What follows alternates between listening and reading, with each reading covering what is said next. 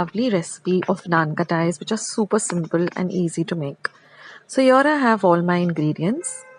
This is exactly 1 cup of flour or maida, half a cup of fine semolina or rava, half a cup of besan or chickpea flour, 1 teaspoon of baking powder, 1 teaspoon of elaichi powder or cardamon powder, 1 cup of powdered sugar, 1 cup of ghee or clarified butter, and a few cashew nuts just to decorate the NanKhatais.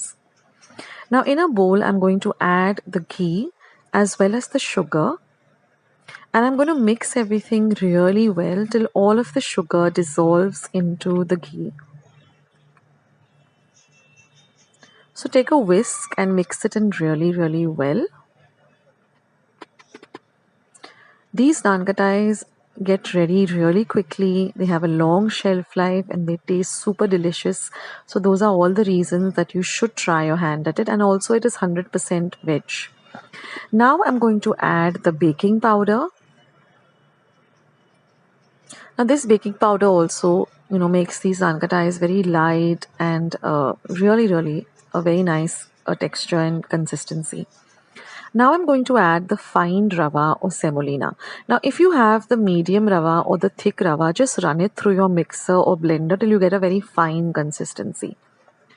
This adds some kind of body to the NanKhatai and also a lovely flavor and texture. So now I'm going to add the besan or the chickpea flour. And I'm going to mix everything really well. And now we just have 2 more ingredients, that is the maida or the flour. So add half at a time and mix it in. And then of course we have the elaichi powder or the cardamon powder, which adds a beautiful flavor. Now I've made the cardamon powder at home. All I've done is just peeled the cardamom or the elaichis. I've taken about 5 elaichis, peeled them, and in my mortar and pestle just ground them to a fine powder. And now I'm going to add this fine cardamom powder. And then all we have to do is just mix everything well. And now the best thing is to use your hands and just knead this to a nice soft dough. Now at this time I'm going to preheat my oven to 180 degrees Celsius for 10 minutes. I've also lined my baking tray with some butter paper. And I'm just going to form small balls. Don't make your NanKhatais very big. They should be nice and dainty. So make them nice and small like this and then flatten them out. And then just put half a cashew nut on top of it like this.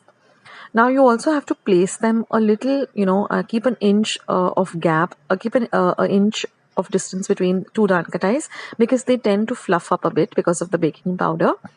So don't put them too close together.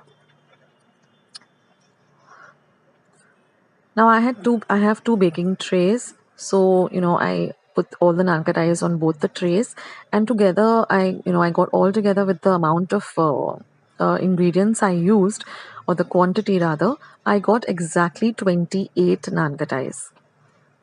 So these are all ready, and also don't forget to preheat your oven when you're making these NanKhatais. So here I got 28. So if you're looking for more, then just double the quantity of all the ingredients. And now I'm just going to bake these for about 10 minutes at 180 degrees Celsius. You can see that they've nicely puffed up. Now don't bake them, over bake them. Don't darken them. They shouldn't be dark brown on the top, but they should be this light brown, very light color. And you'll see when I overturn them, you can see that the base has to be like this, nice and golden brown in color. So the NanKhatai is baked, it is not raw, but it has to be this light color. So don't over bake them.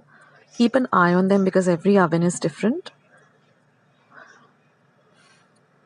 And let them cool completely before you store them, and store them preferably in a glass container, airtight container, or a steel container. And these NanKhatais, they can last for about 2 to 3 weeks in a proper airtight container, and they have a long shelf life. So I hope you like this recipe, and I hope you will give it a try. I'll catch you soon in my next recipe.